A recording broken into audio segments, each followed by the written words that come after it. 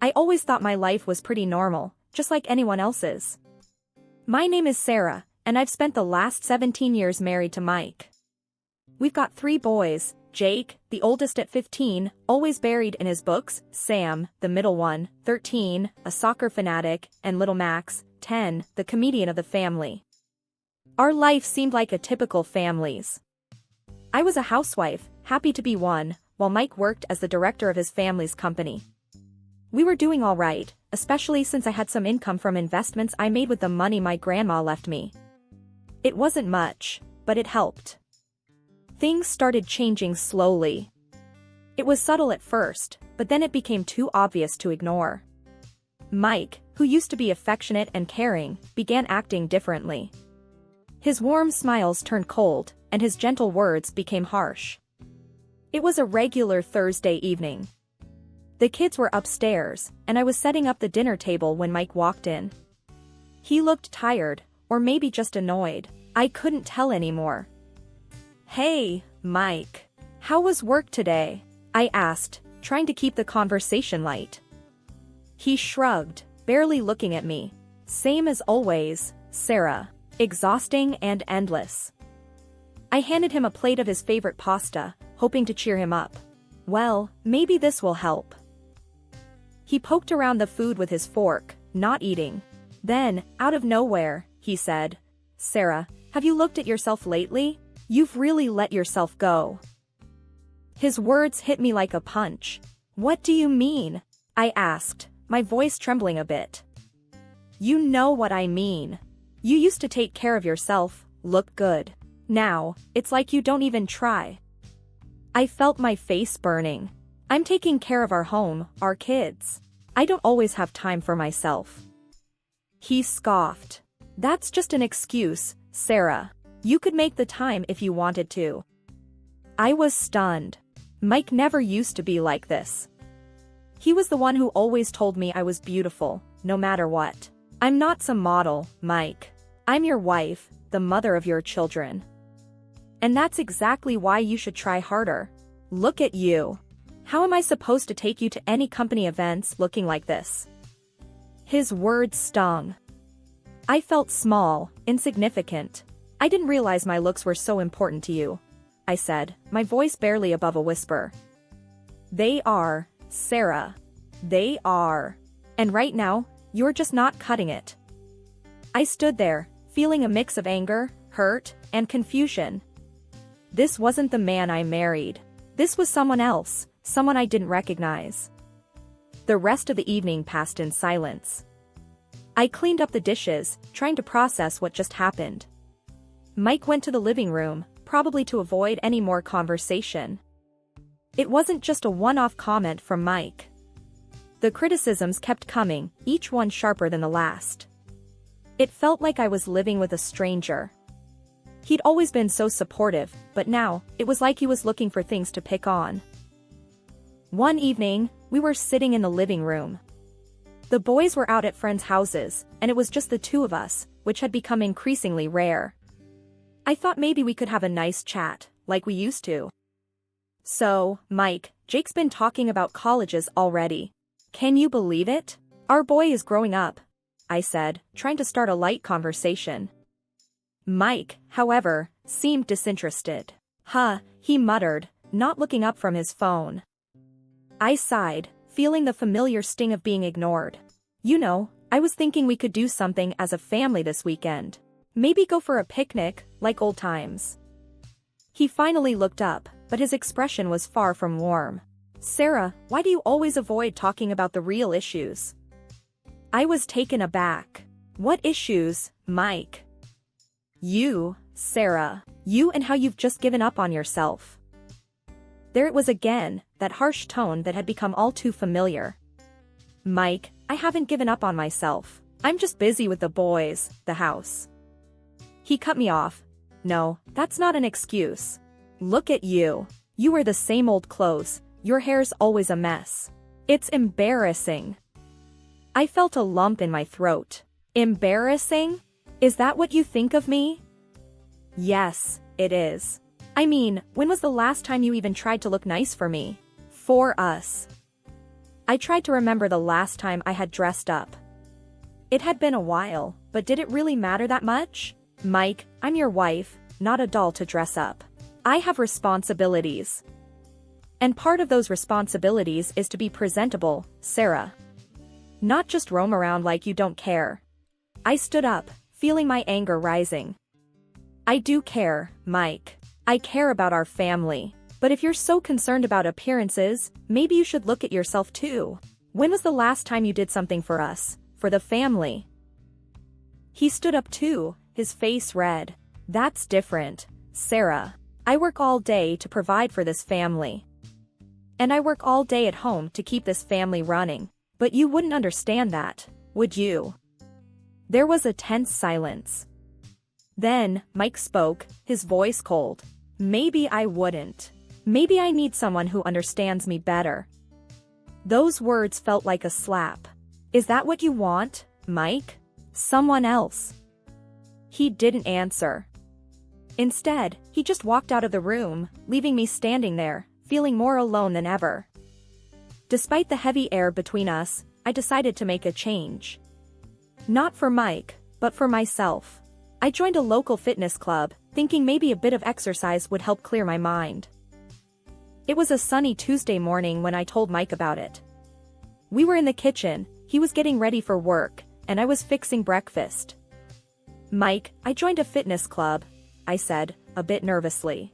He raised an eyebrow, his interest piqued for the first time in weeks. Really? That's unexpected. Yeah, I figured it was time to do something for myself. He chuckled, but it wasn't a warm sound. Well, let's see how long that lasts. I bit my lip, holding back a sharp retort. I'm serious about it, Mike. He shrugged, finishing his coffee. We'll see, Sarah. We'll see. That conversation stayed with me as I headed to the fitness club. Determined to prove him wrong, I threw myself into the workouts. I started jogging in the park every morning, feeling a sense of accomplishment with each stride.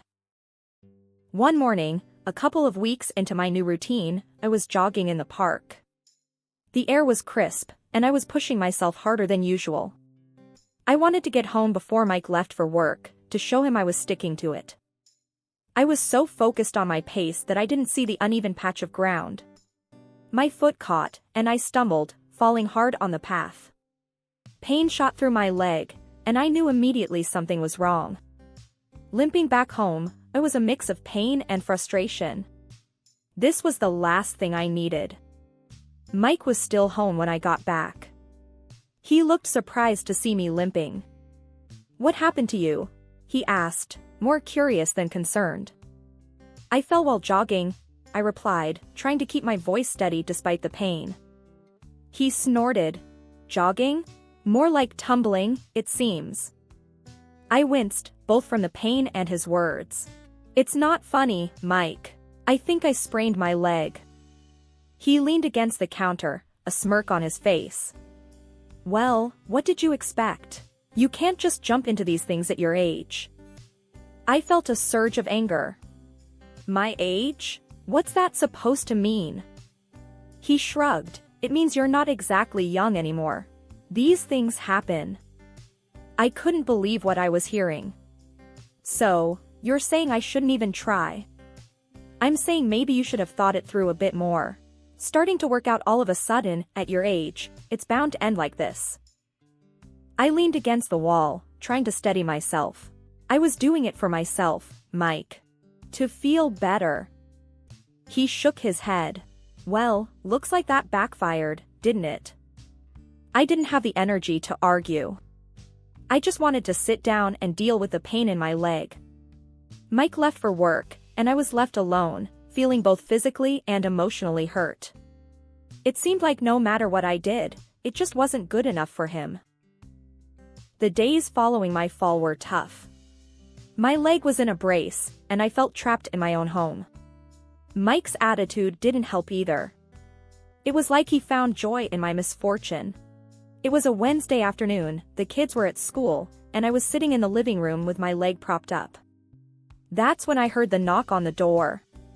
I wasn't expecting anyone, so I hobbled to the door, curious and a bit cautious. Opening the door, I was met with a sight that knocked the wind out of me.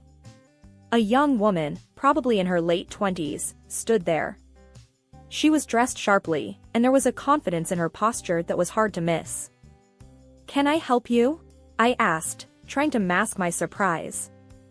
She looked me up and down, her eyes lingering on my braced leg. "You must be Sarah. I'm Amanda. I think we need to talk about Mike." My heart sank. Mike? What about him? She stepped inside without waiting for an invitation. "I think it's time you knew. Mike and I have been seeing each other." I felt like I had been punched. "What are you talking about?" She walked past me into the living room, making herself at home. "I'm talking about Mike, your husband.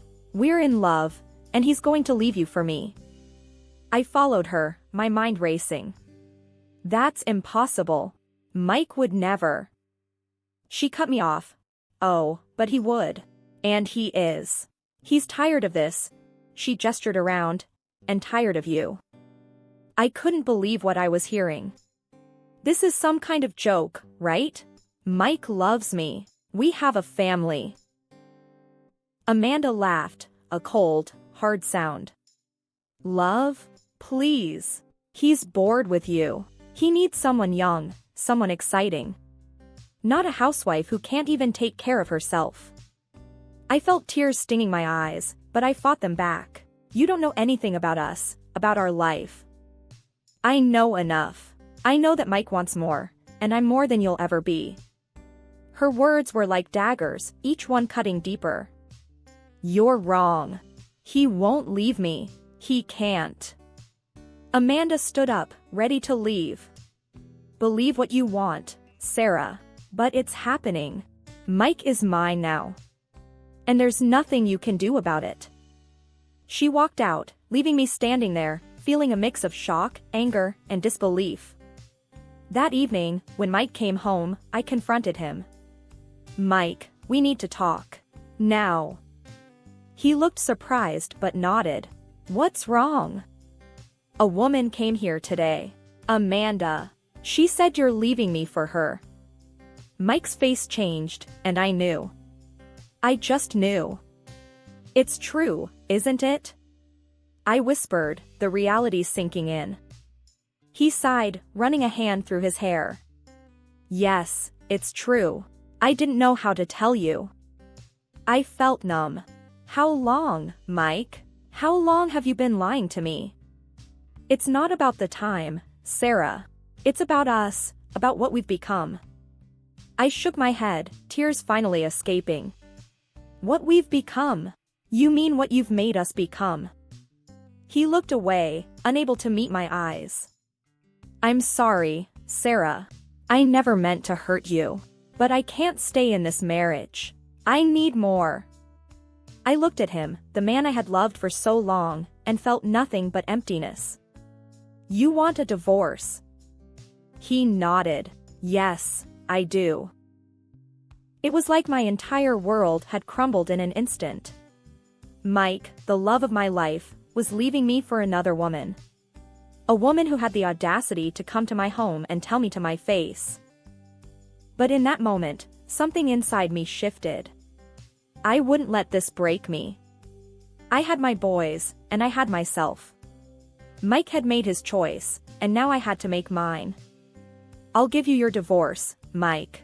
But you're going to regret this. One day, you'll see what you've lost." He didn't say anything, just walked away. And I was left there, alone, but with a newfound determination. This wasn't the end for me.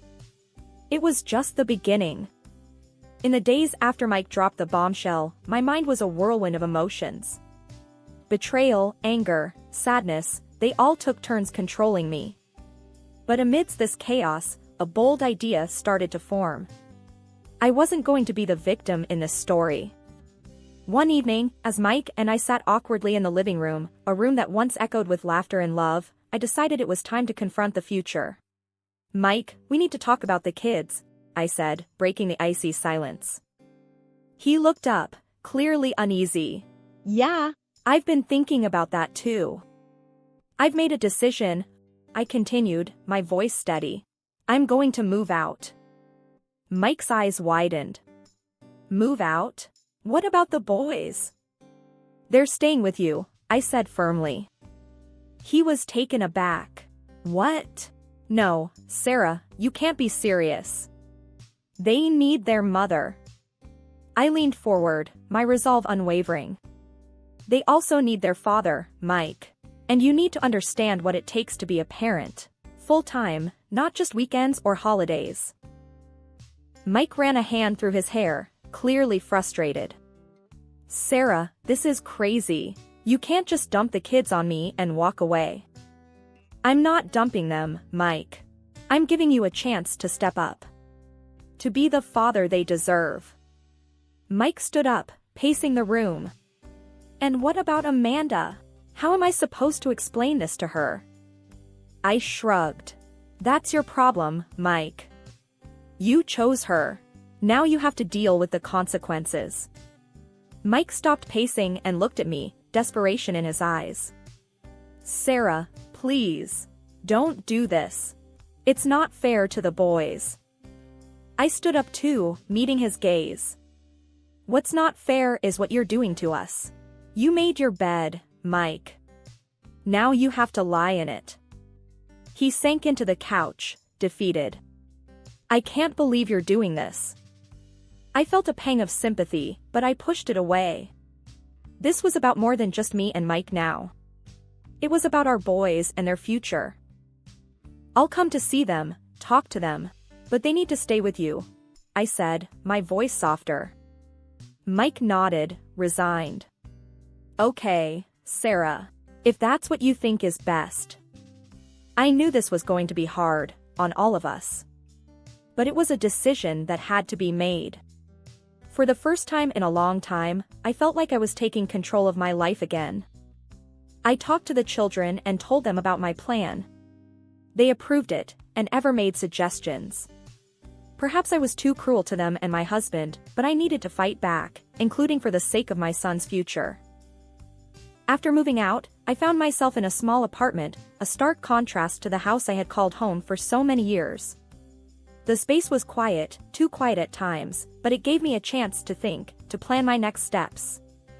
It wasn't long before the first phone call came. I was sipping coffee one morning when my phone rang. It was Mike, and he sounded frazzled. Sarah, you need to take the kids. I can't do this, he blurted out as soon as I answered. I took a deep breath, trying to keep my voice steady. Mike, we agreed. They're staying with you. But Sarah, it's too much. I can't handle it.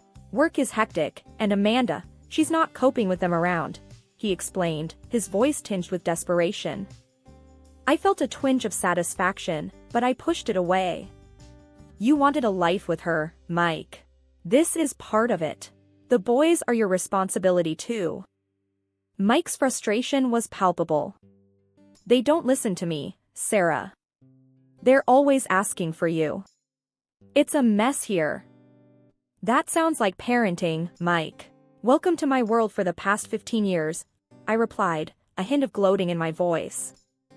There was a pause, then Mike said, I didn't think it would be this hard.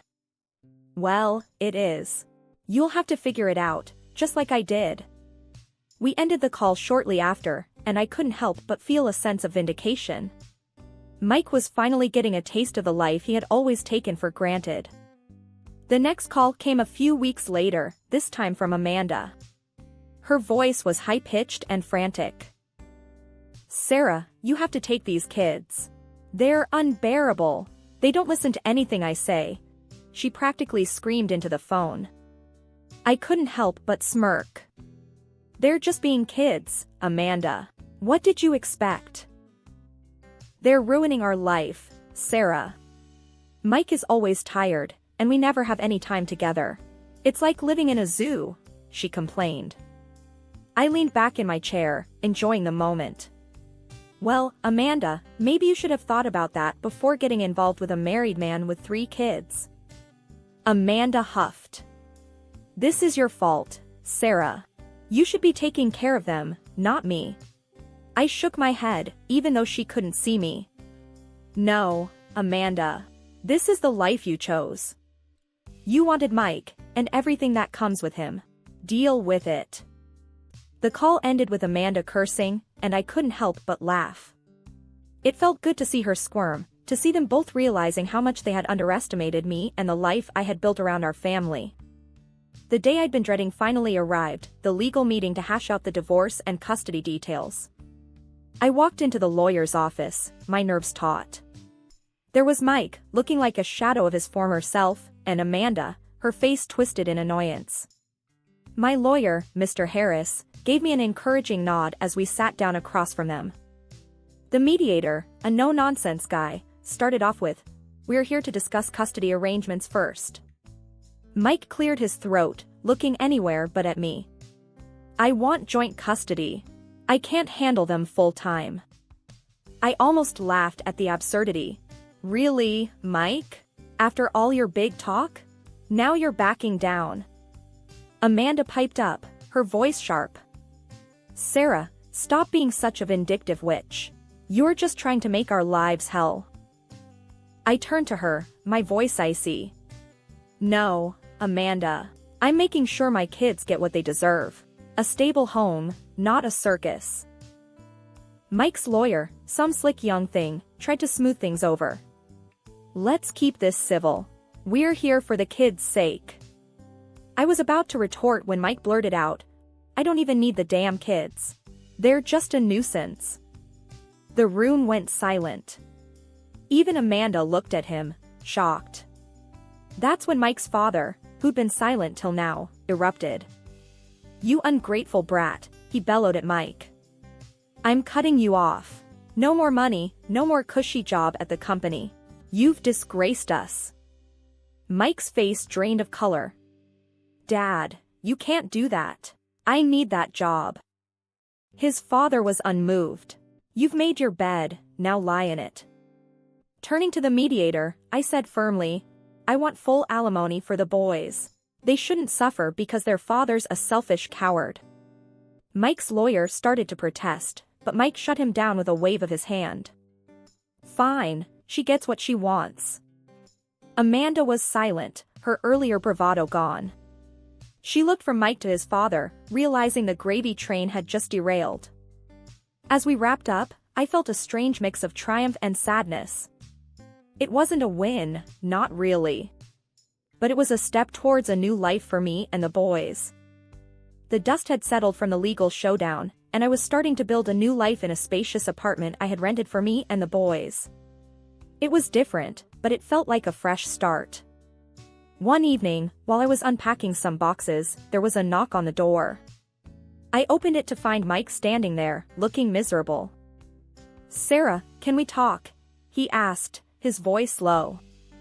I hesitated, then stepped aside to let him in. "Make it quick, Mike. The boys will be home soon." He walked in, glancing around the new place. "Nice apartment," he muttered. I folded my arms. "What do you want, Mike?" He took a deep breath. I've made a mistake. I was wrong. I want to come back." I looked at him, my heart hardening. "Come back? After everything? You must be joking." He shook his head. "I'm not. I've lost everything, Sarah. My job, Amanda left me. I've got nothing."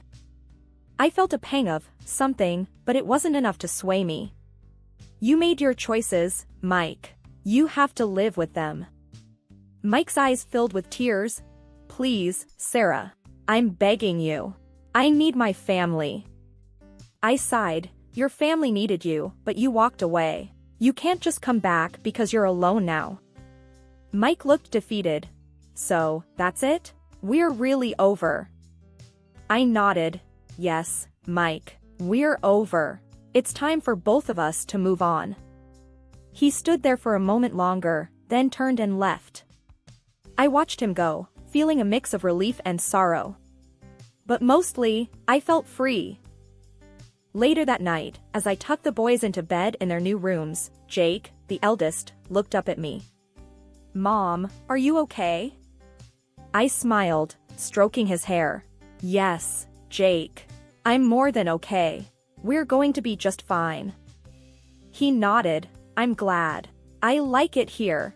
It's different, but it's good. I kissed his forehead. Different can be good. We're starting a new chapter.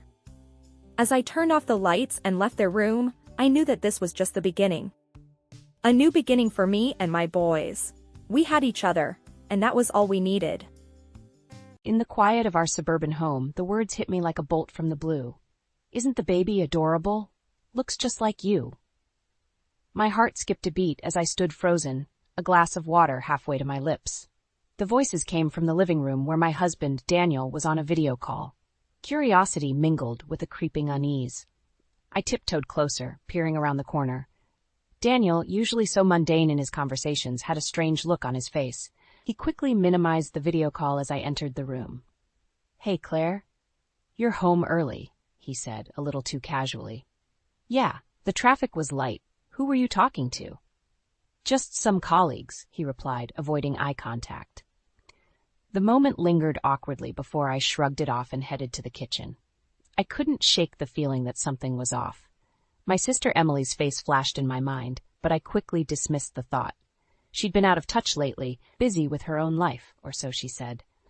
Later that evening, as I lay in bed, the shadows of doubt crept in. Daniel and I had been drifting apart, our conversations dwindling to mundane pleasantries. Was it just the wariness of our 5-year marriage or something more? The next day at work, I couldn't focus. My role as a marketing executive, which I usually loved, felt dull and unimportant. My mind kept drifting back to that overheard conversation. The more I thought about it, the more the pieces didn't fit. Emily, with her vibrant personality and stunning looks, had always been the center of attention. I, on the other hand, had found solace in my career, away from the shadows of comparison. I decided to call Emily. The phone rang, but no answer. I sent a text, but it remained unanswered. This wasn't like her. Emily was many things, but silent wasn't one of them. That night I confronted Daniel. "Is there something going on between you and Emily?" I asked, my voice trembling slightly. "What? No, of course not," he replied a little too quickly. His denial did little to quell the storm brewing inside me. The following week, I received an invitation from Emily to meet for coffee. She sounded upbeat, but there was a nervous undertone in her voice that I couldn't place. My mind raced with possibilities as I prepared for what was to come. At the cafe, Emily's smile didn't reach her eyes. She fidgeted with her coffee cup before blurting out, "Claire, I'm pregnant." The news hit me like a wave. Pregnant? My sister, who always said she wasn't ready for such commitments? But the shock was replaced by a nauseating realization. The words I had overheard came rushing back. "Looks just like you." I struggled to maintain my composure. That's great news, Em. Who's the father?" Emily hesitated, her eyes darting away. "It's complicated." My heart sank. The unspoken truth hung heavily between us. I had to know. "Is it Daniel?" Emily's silence was all the confirmation I needed. A sick feeling settled in my stomach as the pieces of the puzzle clicked into place. The late nights, the unexplained absences, the whispers in the corner. It all made sense now. I stood up, my chair scraping loudly against the floor. "How could you?" My voice was a mix of anger and disbelief. "Claire, I'm sorry, I never meant for this to happen." Emily stammered. I didn't wait for her to finish. I walked out of the cafe, my mind racing. This betrayal was a wound too deep, a cut too sharp. I needed to act, to make them feel the weight of their deceit. As I drove home, a plan began to form. Daniel and Emily, they would pay for what they'd done. Revenge, cold and calculated, was the only path forward. I wouldn't let them get away with shattering my world. They would learn the hard way that betrayal comes with a price. The days following the cafe were a blur of anger and disbelief. I moved through them like a ghost, my mind obsessively replaying Emily's confession and Daniel's betrayal. Work became my only refuge, a place where I could bury my emotions in deadlines and presentations. At home, I watched Daniel with a new lens, seeing him not as my husband, but as a stranger. His every gesture, every word, felt like a mockery of our marriage. I needed time to plan my next move, so I kept my knowledge of his affair hidden, wearing a mask of normalcy. One evening, As we sat at dinner, a meal I had prepared with feigned normality, I decided to probe further. "So, how's work been? Any interesting projects?" I asked, my voice steady. "It's been the usual, nothing much. Just busy with meetings and deadlines," Daniel replied, his eyes on his plate. "I see. And how's Emily? We haven't seen her in a while," I ventured, watching his reaction closely. He paused, a flicker of something crossing his face. "Emily? I don't know. We don't really talk much." I nodded, a cold rage building inside me. The lies were as effortless to him as breathing. As the days passed, I began to gather evidence. I quietly accessed Daniel's phone, uncovering a trail of messages and calls to Emily that confirmed my worst fears. Their deceit was not just a fleeting mistake, but a calculated betrayal. One night, lying in bed next to Daniel, the injustice of it all hit me. Here I was, a successful professional, a loyal wife, reduced to playing detective in my own marriage. Daniel's steady breathing next to me felt like an insult. "I can't believe you," I whispered into the darkness, my words a vow of retribution. The following week was a strategic play of gathering evidence and planning my revenge. I contacted a lawyer, discreetly setting the wheels in motion for a divorce that would leave Daniel with nothing. I also started documenting every financial transaction, preparing for the inevitable legal battle. But it wasn't just about the legalities. I wanted them to feel the burn of their actions, to suffer as I had. I began to spread hints of Emily's affair within our social circle, carefully crafting a narrative that would tarnish her reputation. I watched as the rumors took hold, seeing her once-admired image start to crumble. Meanwhile, I played the part of the dutiful wife to Daniel, all while setting the stage for his downfall. My plan was meticulous, a slow poison that would leave him reeling.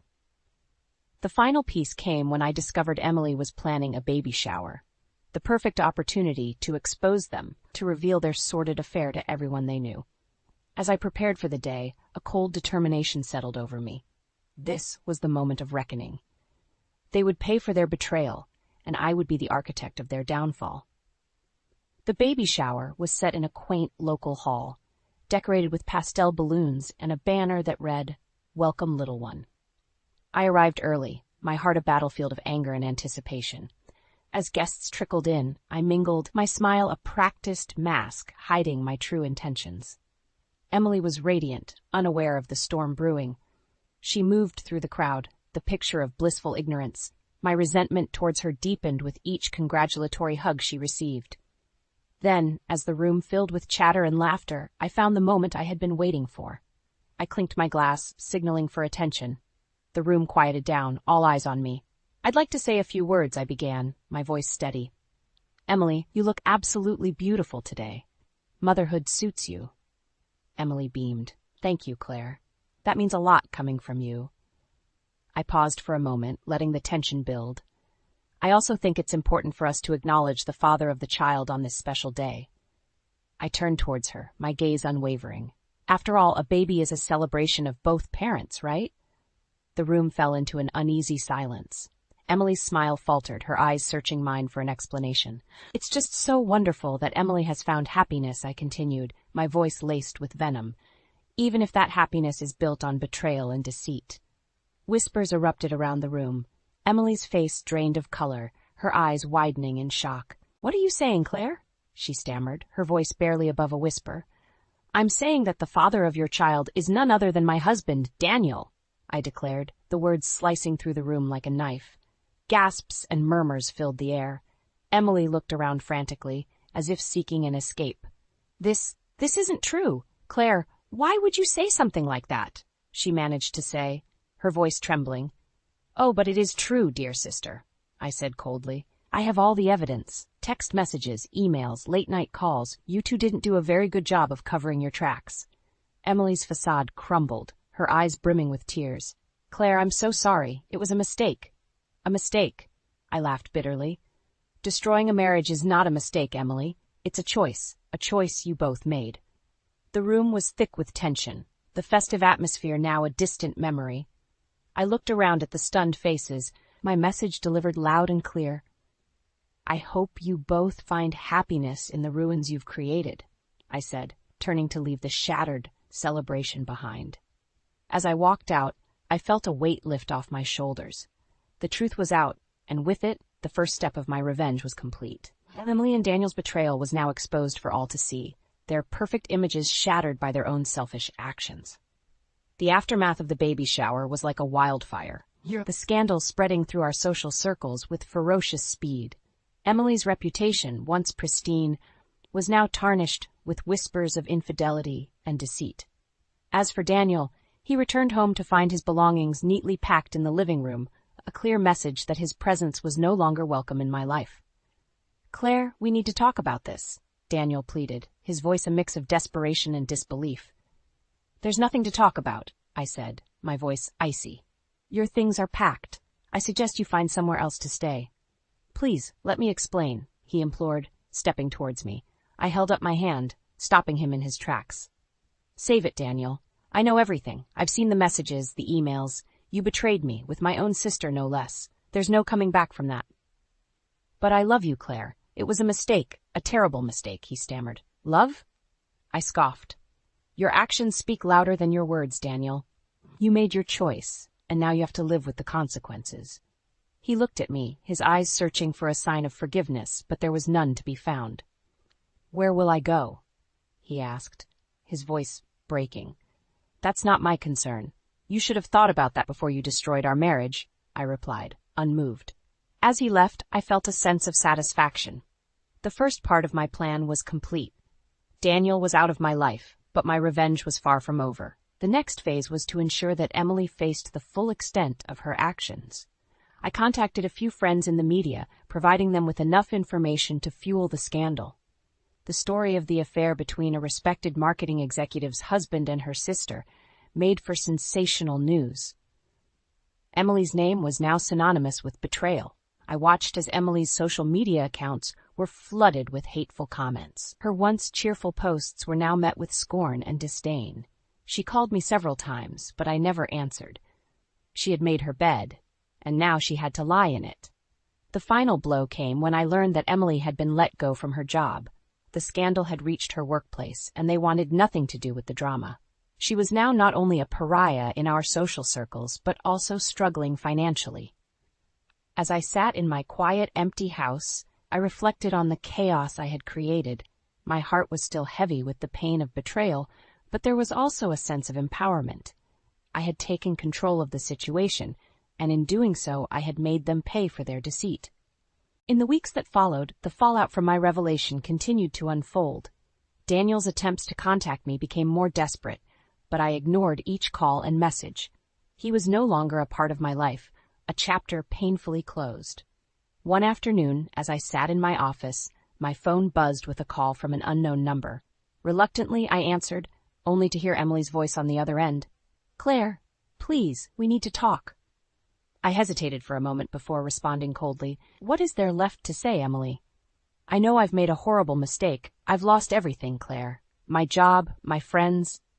I'm begging you, please forgive me," she pleaded, her voice cracking with emotion. "Forgive you?" I replied, my tone sharp. "You betrayed me in the worst possible way. You and Daniel. There's no forgiveness for what you've done."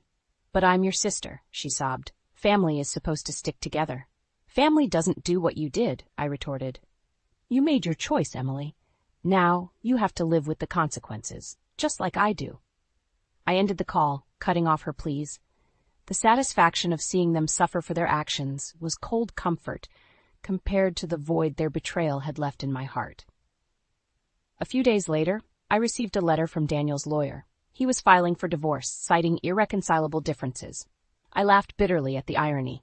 He had the audacity to file for divorce after everything he had done.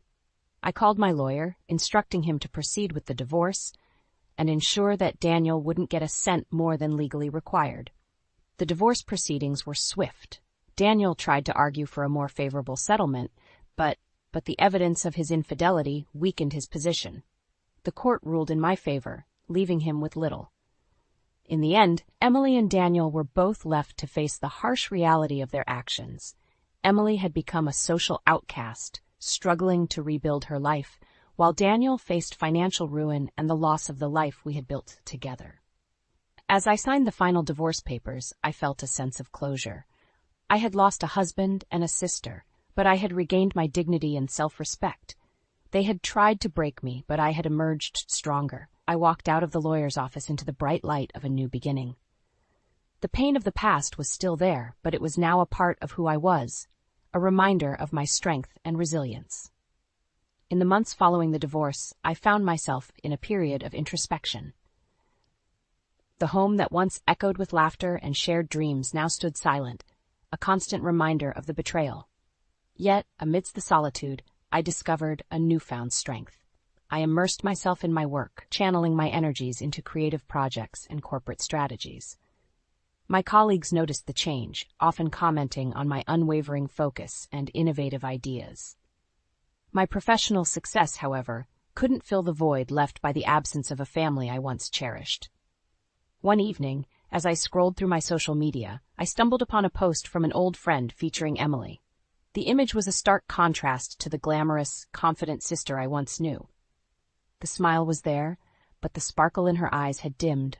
Beside her stood a small boy, his features a painful reminder of the past.